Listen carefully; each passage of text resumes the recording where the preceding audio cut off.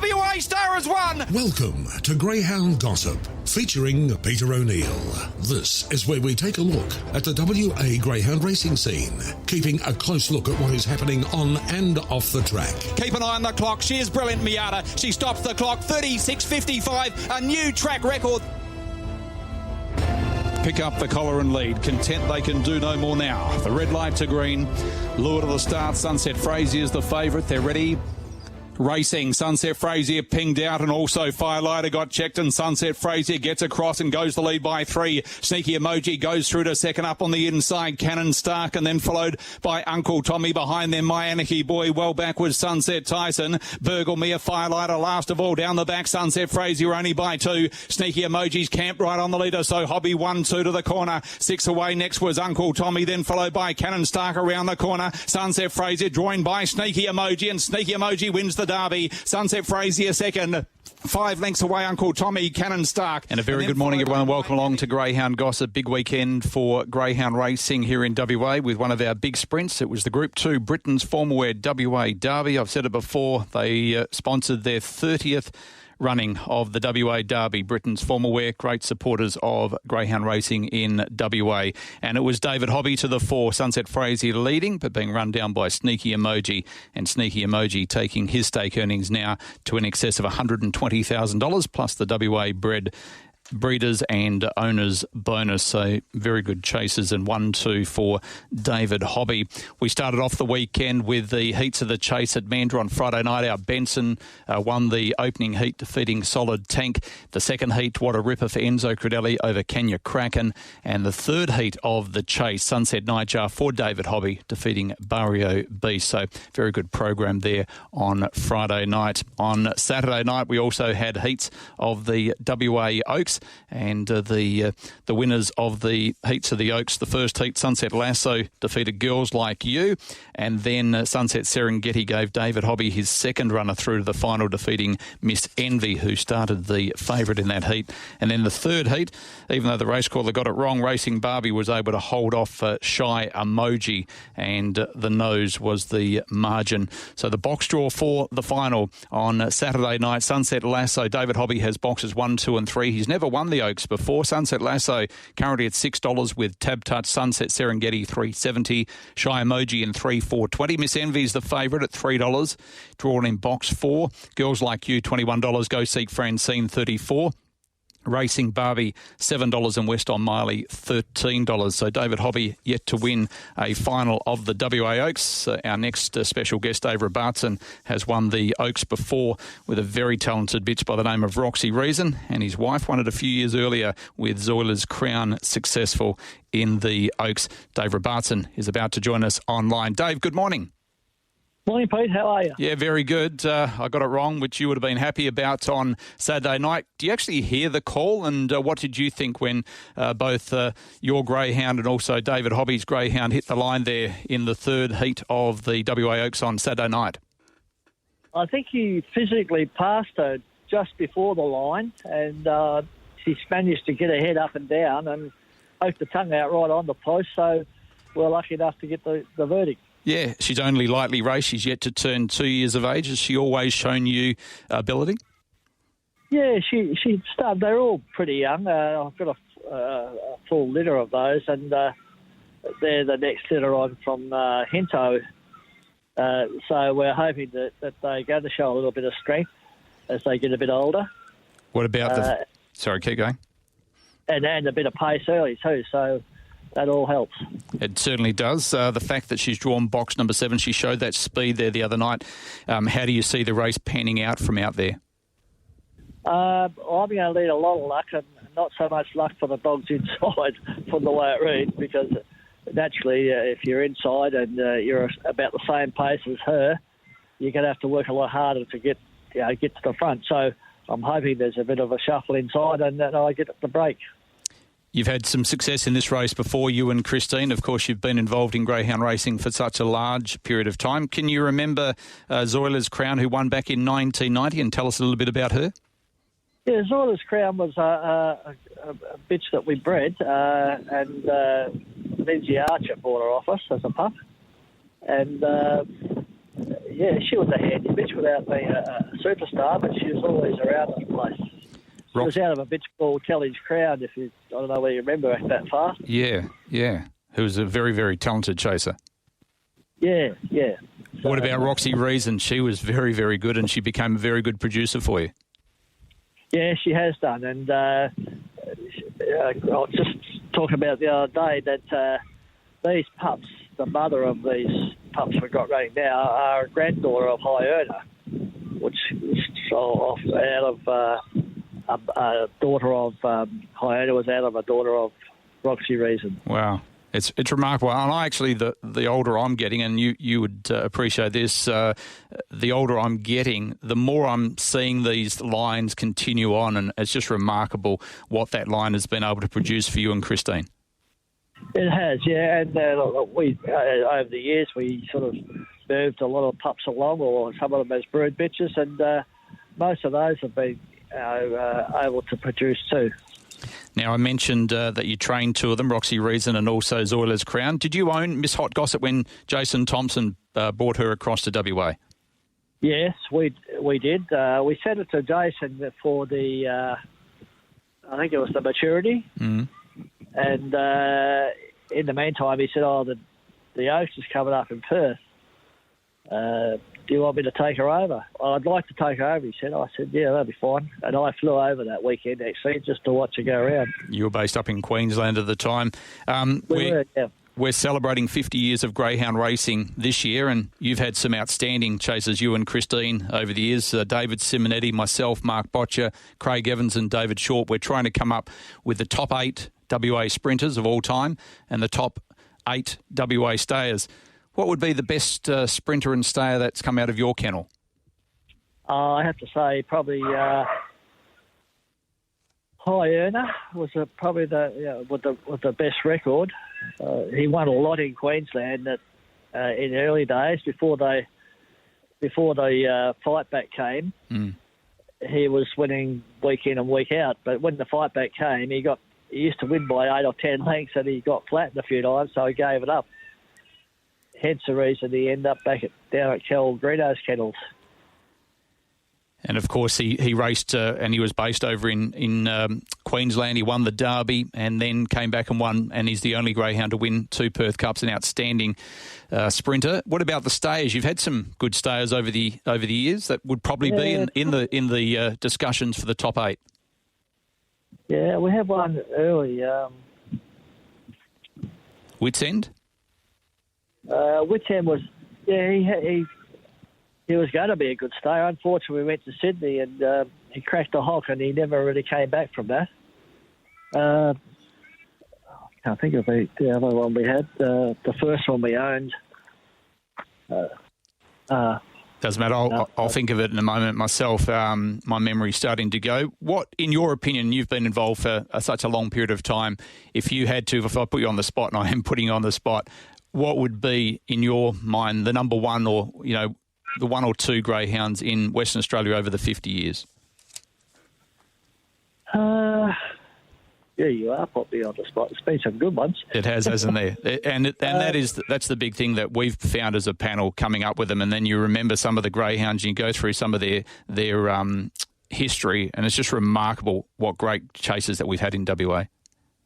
Yeah, we'd have to look at Sandsby Mum as probably one of the early ones that came on. It was bred here and went on to bigger and better things every time she started, just about. Raced here, won 2 National sprints? National sprints, yeah. Yeah. So I think she'd be very hard to beat on that line.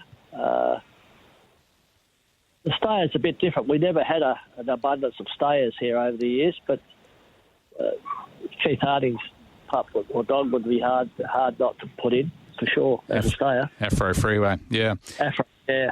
We wish you all the best of luck on Saturday night. Dave, thanks for sharing some of your time this morning. And, of course, you've had such success in the WA Oaks before. Good luck with racing Barbie. Her grandmother would certainly be very happy to see her put her name up in lights next Saturday night. Good luck.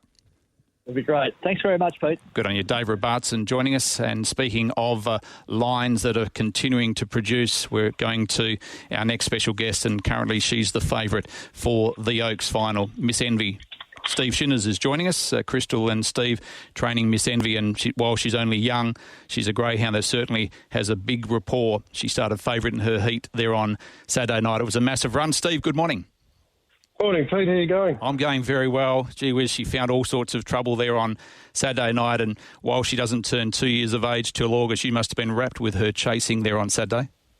Oh, it was amazing, Pete. If you realise how inexperienced she was, only in starts, she's only had 3 starts, but it wasn't that long ago that we finished the box work off on them. They sort of got broken in a little bit late with Eric's closed at Christmas time and that, and they've just progressed really quickly, and we had to give her a go, and we were ecstatic with the run after not many young dogs sort of cop backs like that and keep going, and so it was a great effort. She trialled well back in April. Were you surprised at how quick she went in her maiden a couple of weeks ago? Look, I said to Crystal leading up to the maiden, I said, if she can run 29.70, we'll give her a go at the Oaks. And when she come out and run 53, I've gone, wow. And I've since trialled her at Cannington last week, because she obviously had the week off, and ran a 23.89 post to post and ran home in 10.88, which probably the second quickest dog I've ever put round there. So give you an indication, Electrified and Amplified used to run about 24.10. So right.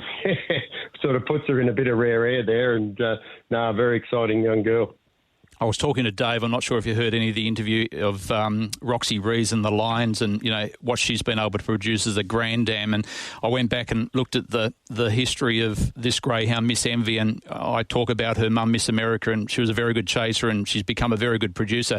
And you go back in history, which and we'll share with our listeners this morning. So Miss America was a Fabregas Sober, and you go back to find out a little bit about Sober, and you see the line of Oh Behave, which is where it all started for you. Yeah. Look, Cal Greeno's obviously my mentor, and we had a couple of nice lines back in the day, and he said, look, if you want to be successful in this game, you've got to get yourself a nice brew bitch. So at the We Sell and the Golden Fox line at the time were probably the two up-and-coming lines. So Cal luckily had some out of the We Sell line, and we were just lucky enough to produce a little girl called Hunter Tylo. Cost us a lot of money back in the day, but that's the foundation bitch, and she threw Oh Behave and managed to keep the line going for over 20 years now. And we sort of went a little bit quiet there for a few years when we're sending them out and getting them reared elsewhere, and now we've bought our own property again and doing everything back hands-on. That's the proof's in the pudding there, and she's just thrown again. So. And the first litter that she had, you go through Electrified, won over 350, Solidified still racing's won close to 100 or more than 170,000, run away to Mars, won over 100. Obstropolis, Fortified Mac, Navy Blue Buzz, they were all very good producers. Navy Blue Buzz, I think, earned the least, and that was around about $50,000. So to have a litter like that, and then to see Miss Envy come out and run that 29.53 a couple of weeks ago, it's very exciting for you. Oh, definitely. Look, and there's another 4 or 5 in the litter that can really run. Transcendent's a very nice pup, and there's the pup that broke in the quickest in the litter, did a fibula. He obviously hasn't even got to the qualies yet, and then they're a little bit like the first litter. Every time you put him around, they're just improving probably a couple of lengths, and that's exactly the same as the first litter. They broke in nice, but just kept on improving, and the dam line's just been a great chasing dam line for a long, long time, and she's just been mated to Bernardo now, and that'll be her final litter. So, and we've got a litter of about 6-7 months old, hooked on Scotches, which are stunning-looking pups. So, looks pretty good for her. Yeah, very good for her. What did you make of the box draw? So, David Hobby's greyhounds have drawn 1, 2, 3. Miss Envy, as I mentioned, she found trouble, but caught the eye of the bookmakers. Tab Touch has her currently the favourite at $3, drawing box number 4. There you go. Well, to tell you the truth, Pete, I haven't even had time to look, mate. I've been that flat out. I know Dave's drawn 1, 2 and 3, and Sunset Serengeti obviously down near the inside. I'm not sure which box she's got. She got 2 or something, I think. Yeah. And I mean, she's obviously got the proof on the board, and she's had like 30 starts, and we're having our 4th start. So, look, I mean, on raw ability, yeah, look, if she got a clear run, there's probably not many that can hold her off. I'd imagine she's going to get down to the low 11s on the run home shortly. And look, she's very inexperienced, but look, she doesn't know who she's running against. And there's something about her. She's a little bit special. She got a nickname from Gary the Goat that used to run next to her car. And when she was a little baby, she used to zoom around the yard like crazy, and this sort of stuck as a name. And obviously being a girl, and she's called Gary, so it's it's a bit of a funny story there. But look, she's an absolute character around the kennel. Got a different personality to a lot of dogs, and I think that's what sometimes sets the good dogs apart, I think. And she sort of shows me a few little traits of electrified coming through in her already. So if she can definitely be a few lengths faster than him and go on with it, we're going to have a lot of fun with her, I think. You certainly are. Very exciting times for you. Good luck on Saturday night in the WA Oaks, Group 2 WA Oaks. It's one of our big races for the year, and we wish you all the best of luck. Thanks for joining us. Thanks, folks. Good on you. Steve Shinners joining us on Greyhound Gossip. Let's continue on with Greyhound Gossip. Aaron Brown's about to join us. Aaron's got a couple of greyhounds with winning chances on Wednesday, and he joins us online on Greyhound Gossip. We're getting Aaron on to talk about his greyhounds, but also on another note as well, which we'll get to shortly. Aaron, good morning. Morning, Pete. How are you? Yeah, going very, very well. How do you expect your team to go on Wednesday night? How many greyhounds do you have in your care at the moment? I've only got the two as I live in suburbia, so I can only have the two. I've got the Blessed Doll and Rippin' Warrior. They should. Rippin' Warrior, if he turns up on the night, he might be able to run a decent race. And Blessed Doll, she's just coming back from a bit of a spell, so okay, she's got a chance. Yeah, and I think you had one on Friday as well. So that was Blessed Doll that ran on Friday. So she backs up again on Wednesday over the 520 metres. So the step up in distance, will that help? Yeah, for sure. I'm sort of progressing her back up to the distance race and where she prefers to race. She doesn't try too hard early, but she can come home strong. And when she's back up over the distance, that'll be better for her. Yeah. How did you get involved in greyhound racing yourself? I think it was about 1995. My dad, Dave Brown, he started training dogs. And, ever since then I've been catching and handling and helping out in the kennels with Dad. And then since then when I moved down to Mandurah, and Corey White helped me out and gave me Blessed Doll to have a go with. And, I got her going, and, she's done all right. She's no world beater, but she tries her hardest each week for a little dog. So what was it like? Tell us the experience of handling dogs for your dad, Dave, and then once you get your first runner and then your first winner. How exciting was that for you? Yeah, that was it was actually 12 months ago. I think last week was 12 months ago I got my licence, and I was lucky enough to my first starter have a win in my first start with Blessed Doll. So that was pretty it was a pretty good feeling. Yeah, it's very exciting, isn't it? The reason, besides your greyhounds and the fact that you've got a small team and hopefully having some success over the next few weeks, and as you mentioned, 12 months ago you had your first winner. I saw over the weekend or last week that you went across to Optus Stadium because the WA Italian Team of the Century was named in AFL, VFL or AFL Waffle Football, and Peter Matera was named as the captain, and your pop, Bill Rinaldi, was named in the team as well. Tell us about that and what memories you have of your grandfather. Oh, he was actually my great grandfather. He passed away a couple of years before I was born, but ever since I've known him, I've always loved my footy, and since when I found out he played footy, I've shown a fair bit of interest and followed his history and that sort of thing. So. He was a pretty impressive player back in the day for West Perth. He played 228 games. It was back in those days. It was pretty good. Okay, so he played. I was just looking up a bit of history about him. He played just before the war or during the war years. Yeah, just before. So he started in 1929. Yep. And he had to retire in 1941 because of the war. Okay. So he retired at 32, but would have gone on to play more games if the war didn't happen. So. And did he go to war as himself? I think he enrolled, but because he was working, he didn't go off to the war. So he was your great-grandfather. What some of the stories that your dad and your grandfather have told you about him? Because from some of the history he was a very good footballer. He finished third in the Sandover Medal back in 1931 when he was the best and fairest for what would have been the Cardinals back then, West Perth. Yeah, that was. I think that was only his third year of playing. He finished third in the Sandover and won the West Perth best and fairest. He won a few flags. 1932, 34, and 35. Okay. He was able to play 3 state games as well for WA. I think at the carnival that he played, he was one of the shortest.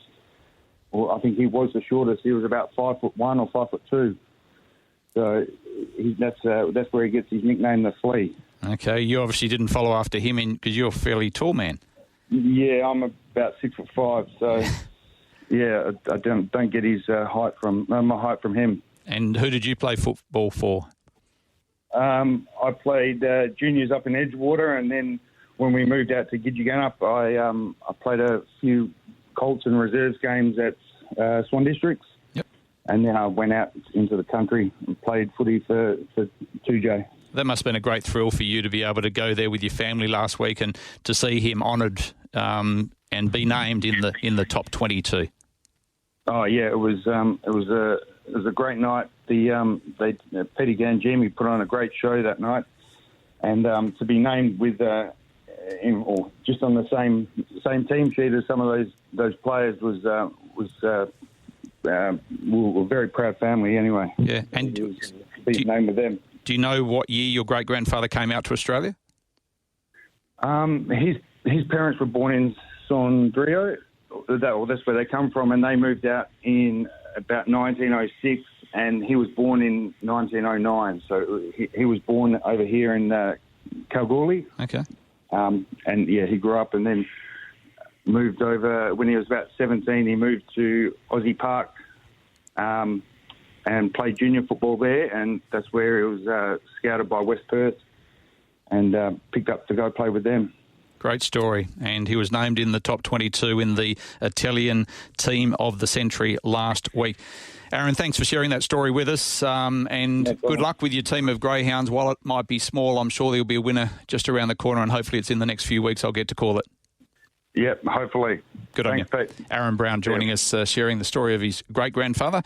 Apologies there, and also sharing some of his stories of his team as well. So Blessed Doll, who steps up from the 400 metres to the 520 on Wednesday, and also Ripon Warrior, who Shane Williams would have bred and gave to Aaron to train, and looking to add to the win that it had back in... Can't remember when it won. Back in March it won. The maiden down at Mandurah. Greyhound racing today coming up from Northam. The first there at Northam gets underway at 1:36, and then tomorrow we go racing at Mandurah back to Cannington on Wednesday. A quick break, and then Tim Walker will join us after this for Off and Pacing.